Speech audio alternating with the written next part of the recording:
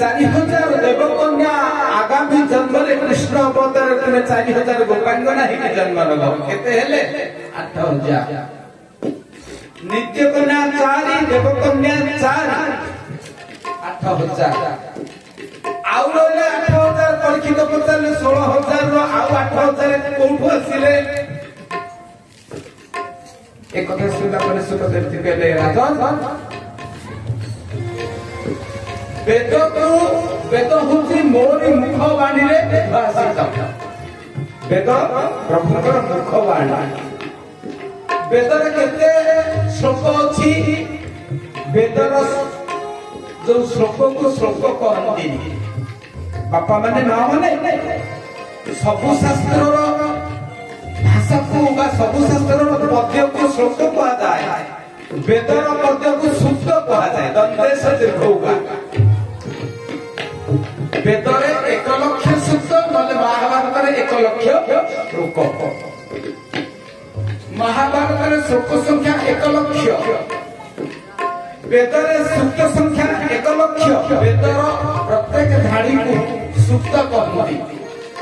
श्लोक कहते आउ सब शास्त्र को श्लोक कहते काहे वेदर सब धाड़ी को सूक्त कहगला काहे श्लोक कहगलानी तार कारण वेद हूँ एकमात्र ग्रंथ जहाँ भगवान को मुखार बिंदु स्फुरित भगवान सब अलग शब्द भगवान खाइबा कौन कहती मनोही भगवान शोले को कौन कहती कहड़ भगवान को जिते दि जाए कौन सी जिन दि जाए राजी करा जाए भगवान जिते रत्न सिंहासन को जाती कहती विजय करती गंभीरा विजय भगवान सब अलग शब्द भगवान को नैवेद्य दिया भोग आमको आमे भोजन भोग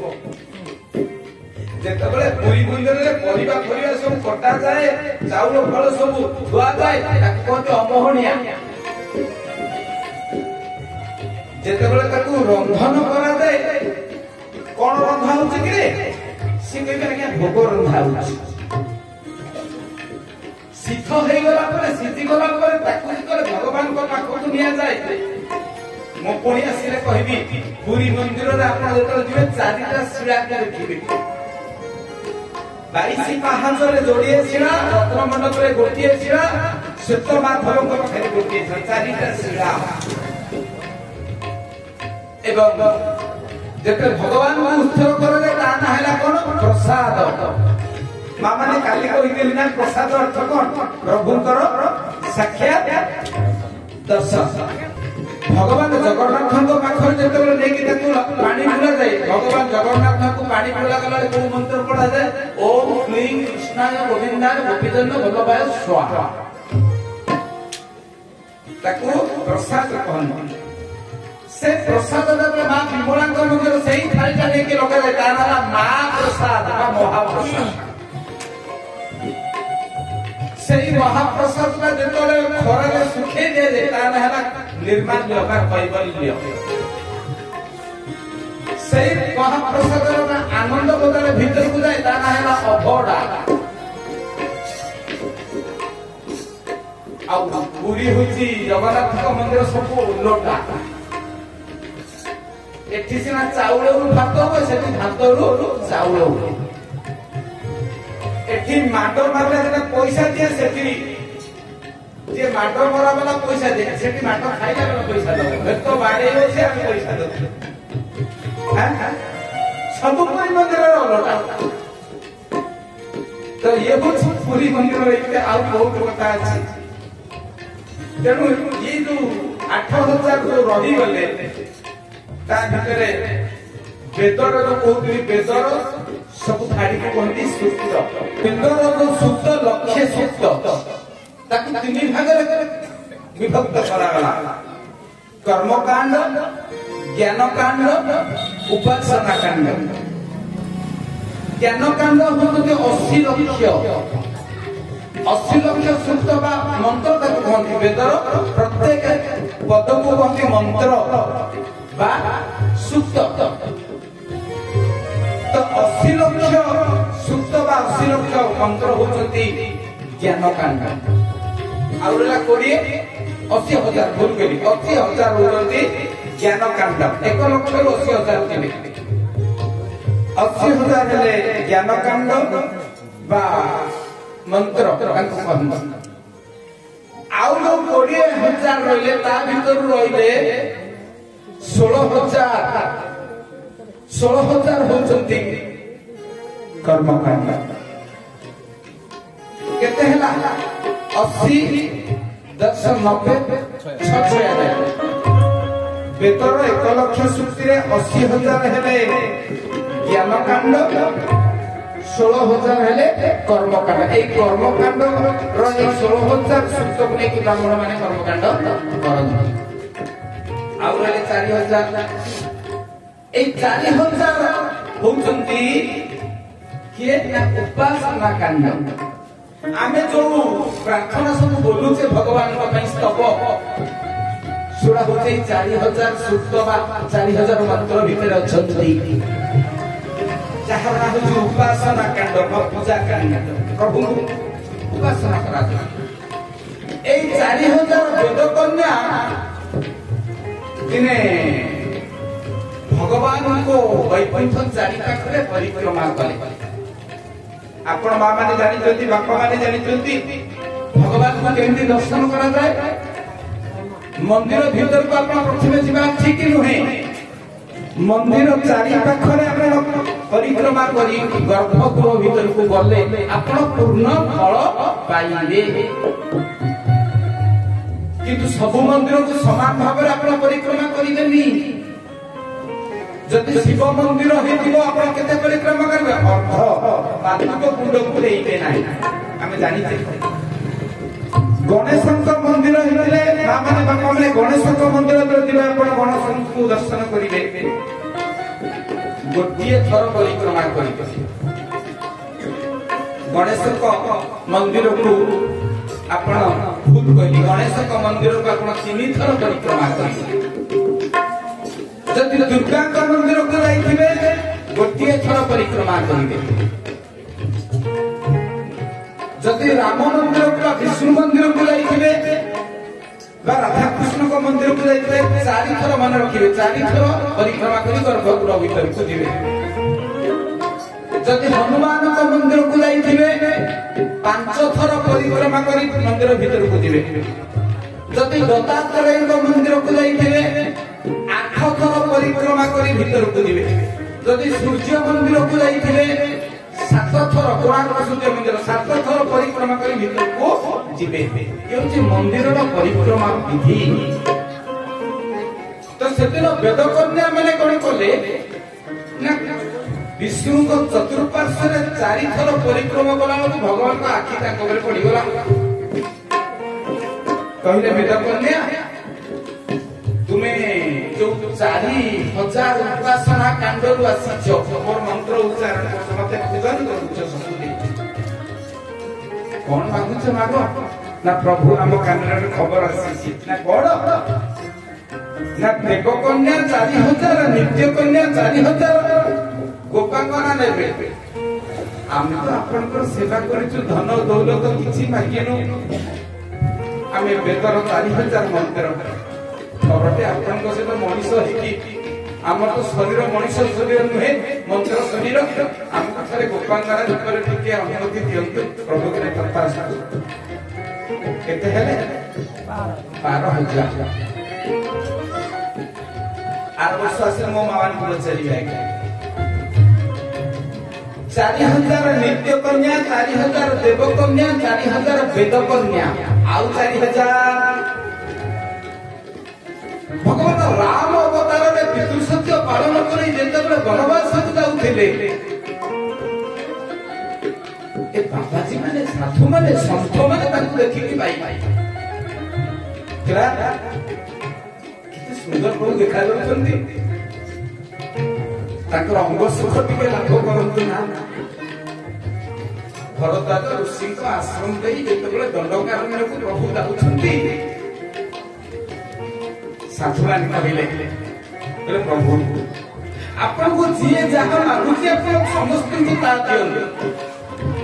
आम टे आपण सहित टे लीला करने भारी इच्छा भगवान कथा तुम्हें 4000 ऋषि कन्या ऋषि कन्या ये 4000 ऋषि त्रेता जुगर द्वापर जुगर 4000 गोपाल कन्या ये 16000 4000 वेद कन्या 4000 देव कन्या 4000 ऋषि कन्या 4000 नित्य कन्या ये परीक्षित साधारण गोपी बोली भावनी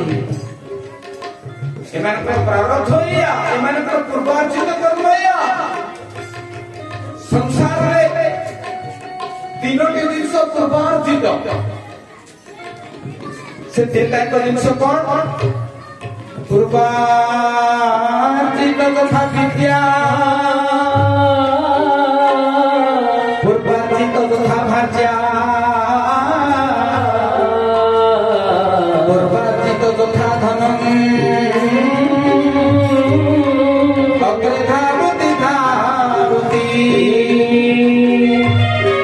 संसार में तीनटा जिनिस आगु अर्जन होता है पूर्वार्जित यथा विद्या गोटे क्लासरूम में जड़े सार पाठ पढ़ाते 100टा पिला जोड़े फास्ट हुए अरे सही क्लासरूम सही ब्लैकबोर्ड सही सार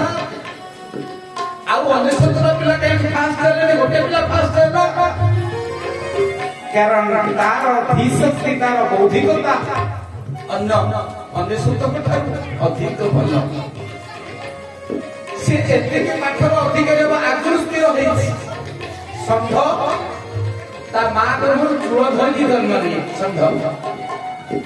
आम 3टा चूल धरिकी आसवा पूर्वार्जित तथा विद्या पूर्वार्जित तथा भाज्या कहते भाज्यार 6 गुण कहते माँ मान 6टा गुण भाज्या कहते किए बहु झील को बाहा हम से आगुरी स्थिरीकृत आप देखुना जातक पड़गले भी हो पारि निर्बंध पड़गले भी बाहर हाथ रखी पड़े भी सरलानी चतुर्थ दिन भी छुआ पड़े कारण सी जहाँ हाथ धरिकी पड़े मियाँ बीवी जदि राजी क्या करेगा काजी तेणु किए क्या बाहा से आगुरी स्थिरीकृत आउ तृतीय जिनसटा कौन से इंग्राजी गोटे कथा कहते मैरेज आर सोलम लाइन हिबे विवाह स्वर्ग में विधाता बहु बर पत्र को बहु औषध पत्र बाहर भी आजिकल झील पुओ रही माने ना कारण पूर्वार्जित तथा भाज्या पूर्वार्जित तथा धन किए के धनर मालिक हम आकृष्ट अग्रे भावती भाज्या विद्या धन ए 3टा मनुष्य पूर्व अर्जित कर्मफल जो पाई थाए गोपांगना मान पूर्व भाग्य हूँ भगवान को आश्रा कर जो 4000 ऋषि भगवान वर देले कौन कहले बल्लभी तुम्हें होई बता परे बल्लभी तुम्हें होई बता परे रोते रही आमे कोरे वृंदावन रे मोरा सोहेरी वृंदावन रे मोरा सोहेरी बल्लभी तुम्हें कामई धीरी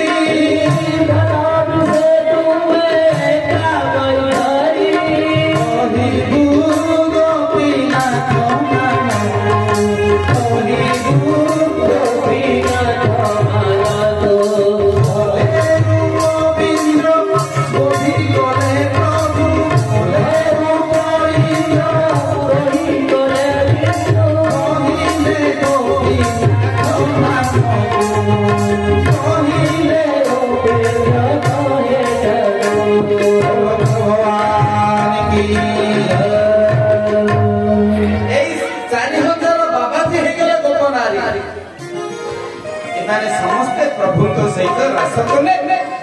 अनंत माया जोग गोविंद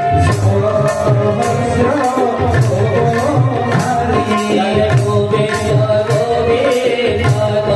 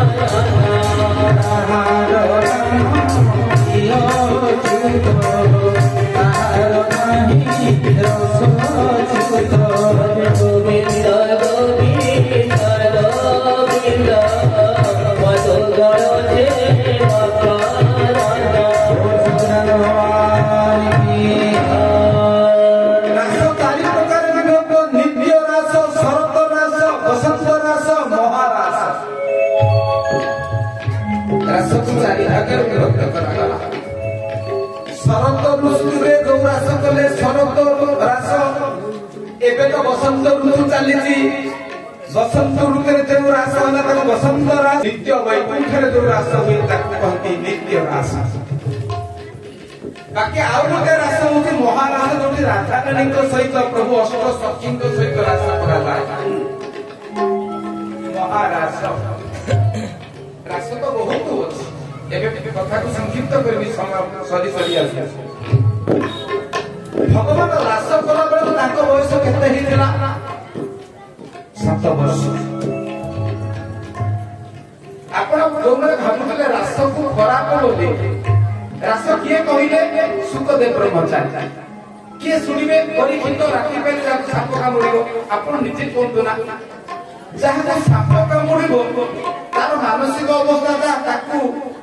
এই সময় রাস আমি যোটা বুঝুଥିଲେ সেই রাস সে কইতান্তে কি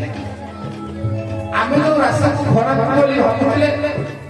মরণ চিন্তা যাହାର মুন্ড উপরে ଅଛି ସେ କେବେ ସେଟା ଶୁଣିବ ଖାଲି ସିଏ ନୁହେଁ ତ 88,000 ଋଷି ବି ଶୁଣୁଛନ୍ତି କୋଉ ହିସାବରେ 88,000 ଋଷି ନିର୍ଲଜ କଥା ଶୁଣିବେ ଯଦି ତା ପ୍ରକୃତ ଖରାପ ଅର୍ଥ ହୋଇଥାନ୍ତା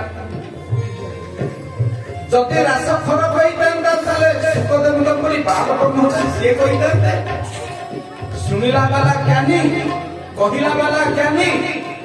ଆଉ ଜଣଙ୍କ ମରଣ ଭୟ ଗ୍ରାସୀ ଯାଉ 2 ଦିନ ପରେ ତାକୁ ତକ୍ଷକ ଦର୍ଶନ କରିବ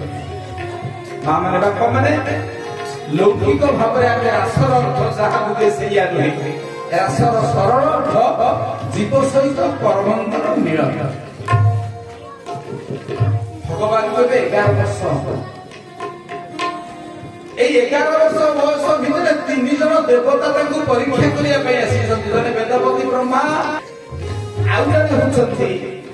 ଇନ୍ଦ୍ର କାଲି ଶୁଣୁଥିଲେ ରାସ ଚାଲୁଥିଲେ ଆଉ ଜଣେ ଦେବତା ଆସି ତାକୁ ପରୀକ୍ଷା କଲେ ସେ ଦେବତା କିଏ ଯାଇଛନ୍ତି କାମଦେବ ଯାହାକୁ ମଦନ କହନ୍ତି ଫୁଲସର ମାରିକି ଗୋଟେ ସୁନ୍ଦରୀ ନାରୀ ମାନଙ୍କ ସହିତ ପ୍ରଭୁଙ୍କର ଯେମିତି ଭଲ ଭାବରେ ରାସ ହବ ସେ ରାସ ସିଏ ଯାହା ବୁଝିଥିଲେ ସେଇ ଅନୁସାରେ କିନ୍ତୁ ଭଗବାନ ସେଥିରେ ବିମୋହିତ ହେଲେନି ବ୍ରହ୍ମା ପରାସ୍ତ ହେଲେ ଇନ୍ଦ୍ର ପରାସ୍ତ ହେଲେ ମଦନ ବି ପରାସ୍ତ ହେଲେ ମଦନ ପରାସ୍ତ ହବାରୁ ଭଗବାନଙ୍କ ନାଁ ହେଲା ମଦନ ମୋହନ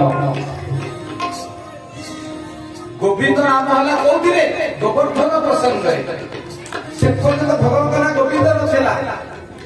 ଇନ୍ଦ୍ର କାମଧେନୁଙ୍କ କନ୍ୟା ସୁରଭିଙ୍କ ଜରିଆରେ ତାଙ୍କ ନାଁ ଗୋବିନ୍ଦ କଲେ ଗତକାଲି କହିଥିବେ ଆଜି ଆଉ ଗୋଟିଏ ନାଁ ରାସରେ ଭଗବାନଙ୍କ ନାଁ ହେଲା ମଦନ ମୋହନ ସିଏ ମଦନ ତାଙ୍କୁ ମୋହିତ କରିବା ପାଇଁ ଆସି ନିଜେ ମୋହିତ ହେଇଗଲା ତାଙ୍କ ନାମ ମଦନ ମୋହନ 11 ବର୍ଷ ଭିତରେ 16 ଜଣ ରାକ୍ଷସକୁ ଭଗବାନ ମାରିଥିଲେ ଏ କଥାଟା କାନରେ ପଡ଼ିଗଲା କଂସ ଯୋଉ ରାକ୍ଷସକୁ ପଠେଇଲେ ସେ ରାକ୍ଷସ ସରିଲା ଗୋଟେ ଧନୁ ଯଜ୍ଞର ଆୟୋଜନ କଲେ ମଥୁରାରେ ପୌଷ ମାସରେ କହିଲେ ଗଳେ ଗଳେ କୌଶଳେ ତାକୁ ମାରିବା ମାମୁର ପରିଚୟ ଦିଆ ଏଇଠି ପରୀକ୍ଷିତ ଗୋଟେ ପ୍ରଶ୍ନ ପଚାରିଲା ଆମେ ତ୍ରେତୟା ଯୁଗରେ ଗୋଟେ ଧନୁ ଯଜ୍ଞ ହୋଇଥିଲା ସୀତା ଠାକୁରାଣୀକୁ ପାଇବା ପାଇଁ ଭଗବାନ ରାମ ଏଇଟା ଏ ଧନୁଟା କିଏ ଏ ଧନୁଟା କୋଉଠୁ ଆସିଲା ଯୋଉଟାକୁ ନେଇକି କଂସ ଧର୍ମ ପୂଜା କରିଥିଲା ମୋ ପାଖରେ ତ ମାତ୍ର 20 ମିନିଟ୍ ସମୟ ମଥୁରାକୁ ଯାଇନି ତାକୁ ସଖୀ କରି ସାରିବି ଆଜି ଆଉ ଗୋଟେ କଥା ଆପଣଙ୍କୁ କହିଦଉଛି এটা কোন জায়গায় আলোচনা হুয়েনি ভাগবতরে দ্বাদশ স্কন্ধ পর্যন্ত পড়া যায় কিন্তু ଆଉ ଗୋଟେ ସ୍କନ୍ଧ ଅଛି ତ୍ରୟୋଦଶ ସ୍କନ୍ଧ କାହିଁକି ତ୍ରୟୋଦଶ ସ୍କନ୍ଧକୁ ସଭାରେ ପଢା ଯାଇ ନାହିଁ କାହିଁକି ତ୍ରୟୋଦଶ ସ୍କନ୍ଧକୁ ସଭାରେ କୁହାଯାଏନି ସେ କଥା ସମୟ ହେଲେ କହିବି ନହେଲେ କଥା ମଧ୍ୟ କରିବି କଥା କହିଲା ବେଳେ କେତେ କଥା ବାହାରି ଆସିବ ସବୁ କଥାର ସମାଧାନ କରି ହେବନି ବେଳ ନାହିଁ तो ये धनु किए कंसर धनुटा कोठु आसिला ना दिने काशीर मणिकर्णिका घाट रे ऋषि अष्टावक्र गाधौଛନ୍ତି ପୁରା ହେଇଗଲାଣି ଅଷ୍ଟାବକ୍ର କିଏ ନା କପଟ ଋଷିଙ୍କର ପୁତ୍ର ସବୁ ଜ୍ଞାନ ତାଙ୍କରି ଭର୍ତ୍ତି ଜନକ ତାଙ୍କ ମଧ୍ୟ ହାରିଯାଇଥିଲେ ସୀତାଙ୍କ ବାପା ରାଜର୍ଷି ଜନକ ତାଙ୍କ ନିକଟରେ ହାରିଥିଲେ ବୁଢା ହେଇଗଲେଣି ସେଦିନ ଅଷ୍ଟବକ୍ର ଗାଧଉଛନ୍ତି ଆସି କାଶୀର ମଣିକର୍ଣ୍ଣିକା ଘାଟରେ ପାହାଚରେ ଥୋଇ ଦେଇଛନ୍ତି କଥଉ ଶୁଭ ସୂର୍ଯ୍ୟ ଆସନ ପ୍ରେକ୍ଷଣୀ ଆଉ ଜଷ୍ଟି ମାନେ ବାଡ଼ି ସବୁ ଆଜ୍ଞା ଥୋଇ ଦେଇକି ଗାଧଉଛନ୍ତି ହେତିବେଳେ ବଡ ମହା ବାଳୁଙ୍ଗା ଇନ୍ଦ୍ରଙ୍କର ପୁଅ ଆସିଲା ଯେତେକ ଲୋକ ଶାସନକୁ ଯାଆନ୍ତି ତାଙ୍କ ପିଲାମାନେ ବହୁତ ଉଦ୍ଧତ ହୁଅନ୍ତି ମୋ ବାପା ମନ୍ତ୍ରୀ ମୋ ବାପା ଏମଏଲଏ ଏତ ବେଳ ନାହିଁ କହିବା ପାଇଁ ସଂସାରରେ 4 ପ୍ରକାର ଲୋକ ଦେଖାଯାଆନ୍ତି ଉତ୍ତମ ମଧ୍ୟମ ଅଥମ ଅଥମାଧମ ଉତ୍ତମ କିଏ उत्तम समख्यात पितृमाख्यात मध्यमा अधमा मातुराख्यात शशुरास्तमा सब भल किए उत्तम उत्तम ए संसार रे उत्तम लोक आपण काहको कहबे जे निज ना अनुसार प्रसिद्ध लाभ करिছে भल मनुष्य हिसाब ताकि लोक चिन्हते 5 लोक ता निज ना अनुसार उत्तम मध्यम के जे बापा ना रे परिचित हुए हम सरपंच को पुरे ता बापा कलेक्टर को पुओ ये मंत्री को पुओ जे निजर गुणपण किछि नहीं बापा नार जे प्रसिद्ध पुत्र होती मध्यम पुत्र बा मध्यम मनुष्य उत्तम सममाख्यात पितृमाख्यात मध्य बापा नार जे परिचित जे होती मध्यम अथम के अथम मातुराख्यात मामू घर नार जे प्रसिद्ध जानि छुना मो सहित लागुछु मो मामू होचंती ट्रांसफर कलेक्टर अनुगुळ मारी तभी छुरी चली थी पूरी तो मामू एमएलए तो मामू मंत्री ये मामू घर मो मामू घर जमीदार मो मामू घर बुनियादी घर मु ताको फण देखले तू बड़ा महंगो 56 थर मैट्रिक फेल हे कि 3 थर दे जाय होइरे बड़ा महाचली प्रसाद तो मामू घर ना तो प्रसिद्ध होली तू निश्चय तू एमिति काम कर जे तो पई तो मामू घरटा प्रसिद्ध होबे तो बापा प्रसिद्ध होबो आ तू मामू घर ना मो मामू हमको ढिकी बको अथम अथम बड़ा महातु अथमा धम के ससुरास्त अथमा धम ए मो ससुर होती मंत्री तोते लज्जा लागनी तो ससुर हो ससुर एया मो सळा होती एया मो साड़ी होती एया किरे तू बड़ा महातु कोन हमरा चोर 3 थर जेल देछि चोरी करी कि पर छियो पछरे कोले तो ससुर तो जाने ना कि छोटा को दे दे जे ससुर घर ना रे सराग ना रे साड़ी ना रे जे प्रसिद्ध परिचय मोह के जोई सेटा से लोकटा कोन अथमा धम